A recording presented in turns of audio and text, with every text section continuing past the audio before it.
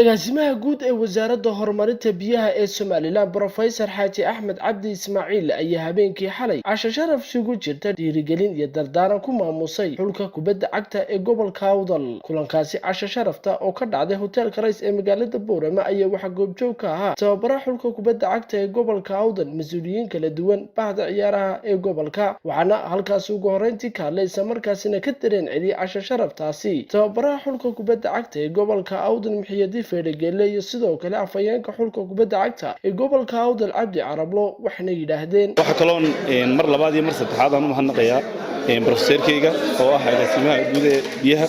maanta waxaan leeyahay maasantahay man la yashkuru nas la yashkurullah waan mahadnaqayaa.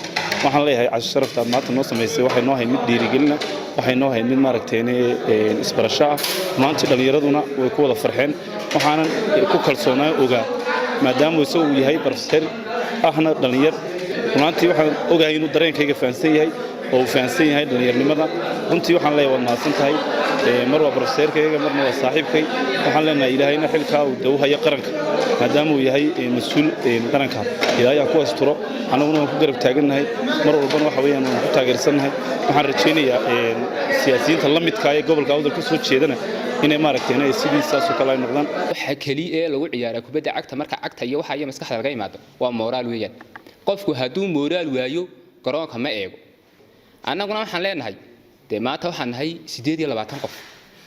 28 kayaga qofi haddii aan lacag nagu filan weyno waxa laga yaabaa qaybinay jabtade qayb jabana maanta meel u soconaysa qaybtii kalma jirtay.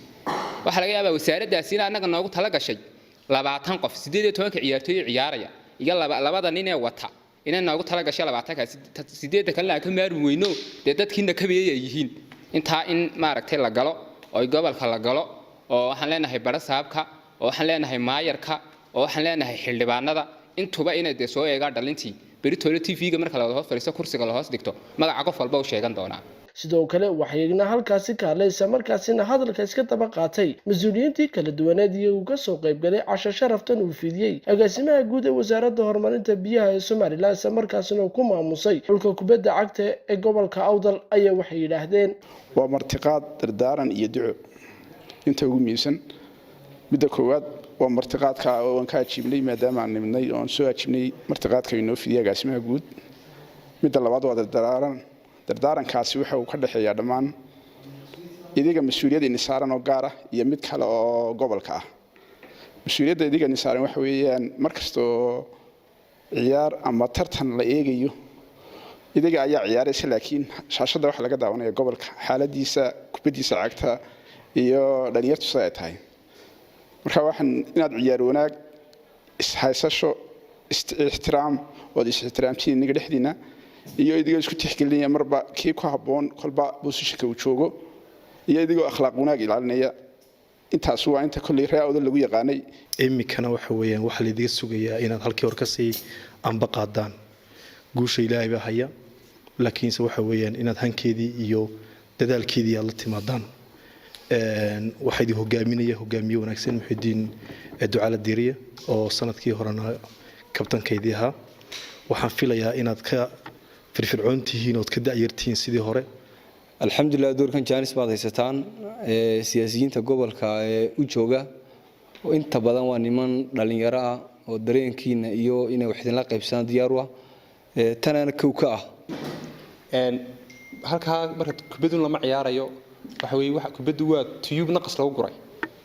tiyub kanu lama eryanayay waxaad gudbinaysaan sawir gobolka Awdal ee aqoonta iyo ilbaxnimada iyo xadaaradda iyo edebtu yaalaan ayaad gudbinaysaan.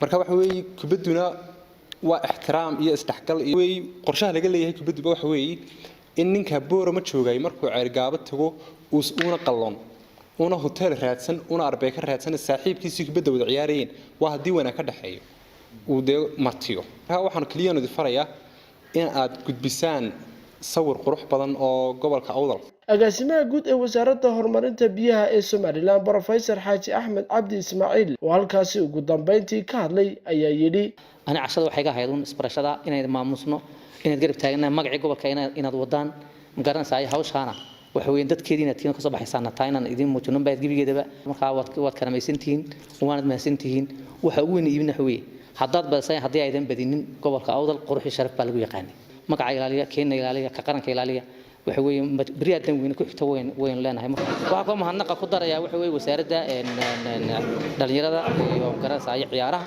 oo waxa weeye sanadkan iyada qorsheysay in ay tan dhacdo soo kale madaxweynaha qaranka Soomaaliland oo culays badan runtii ka saarnaa covid iyo magaranaysa wadankooda doorasho galaya oo waxa weeye dhaqaalihii iyo miisaaniyada laga yaabaa in culays badan ku soo dhaco haddana gartan siyaasad ahaan in dhalid wax loo qabtan waxay runtii aad buu maasan yahay si kastaba ahaatee agaasimaha guud ee wasaaradda horumarinta kheyraadka biyaha ee Soomaaliland ayaa noqonaya mas'uulkii ugu horeeyay xulka kubadda cagta ee gobolka Awdal u sameeyay sharaftan lagu dhiirigelinayo dhalinyarada daada yar leh iyagu markaasi matali doona xulka kubadda cagta ee gobolka Awdal tartanka koobka gobolada Soomaaliland oo 28 bishan ku jirna ka qabsoomi doona magaalada Hargeysa.